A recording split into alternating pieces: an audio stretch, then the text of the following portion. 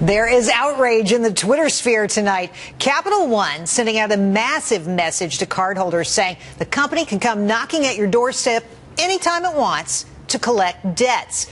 But is it legal? We've got a fiery debate tonight with John Oldtimer, credit expert for CreditSesame.com, and legal analyst Kent Zimmermann, a contributor for the National Law Review. Kent, I will start with you. We should note here that Capital One's dialing it all back just a little bit today, saying, you know, maybe we'll come, maybe we won't come all the time. But are you outraged, Kent? What do you think of this?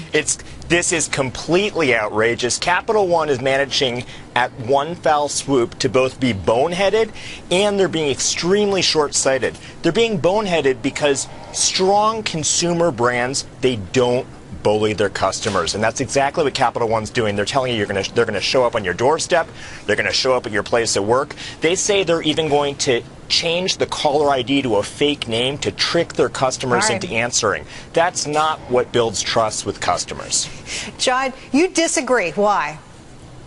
I disagree because the only people who are going to get visited by Capital One are people who are not paying their bills. And frankly, a lender should have some sort of recourse to collect debts that the consumer agreed to pay back when they signed a promissory note or a cardholder agreement or otherwise some form of contract with the lender to say, hey, I'll pay you back, and if you don't, you can come take back the asset that is securing this sort of debt. This is not a Cap One issue. Every lender, strong brand, weak brand, has a right to take back assets if they're lending money and the loan is collateralized with a car or a home or an RV or a boat. This is nothing new. And, you know, it's the IRS comes to your front door, too, my friend. It's not just Capital One, right? Here's what I don't understand, Kent. Aren't there big-time rules about debt collectors? Is this legal under that, or does it even apply?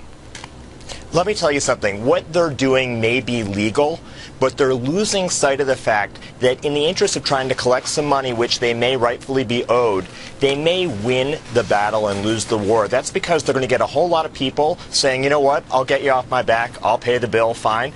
But let me tell you something, I'm going to drop you right away. A lot of customers are completely outraged by this. I am on their behalf when I heard about this. This is not the way you treat customers. Capital One is schizophrenic. You look at their commercials on TV, they've got Jimmy Fallon, they've got Samuel L. Jackson, they've got Alec Baldwin, they're playing with young kids, they come across as warm and fuzzy on the one hand. On the other hand, they're tricking their customers in answering the telephone, they're berating them and bullying them. That's not how you run a strong company. Do we know they're berating and bullying them, though, John? I mean, is that what's going on, or is a nice young man coming to your door and saying, look, we're going to repossess that car in the driveway? What's going on? Well, if they're going to repossess your car, they're not going to knock on your door. They're just going to take the car and leave. Look, this isn't funny. I don't know why I'm laughing. It's not funny. If this truly outrages you as a Capital One customer, then drop them and go somewhere else. But let me warn you, that's exactly what's going to happen, and they're not. The grass is not greener on the other side. Bank of America will do this. Capital One is going to do this. Wells Fargo would do. HSBC, Citibank, Discover. Bank of America does not show up at people's houses in their place of work and bully people. That's not what they do. They don't repossess cars when you default on car loans. No, I'm saying they don't show up unannounced at people's homes and business. That's the difference. Of course they have a right. So let's get your answer to this, John. This is exactly what Capital One has said. Capital One says, whoa, you guys are freaking out. We repossess stuff all the time if you don't make payments on collateralized loans. This is what they're talking about. But here's the difference. Every bank does this. This is not a Cap One issue. Here's the difference.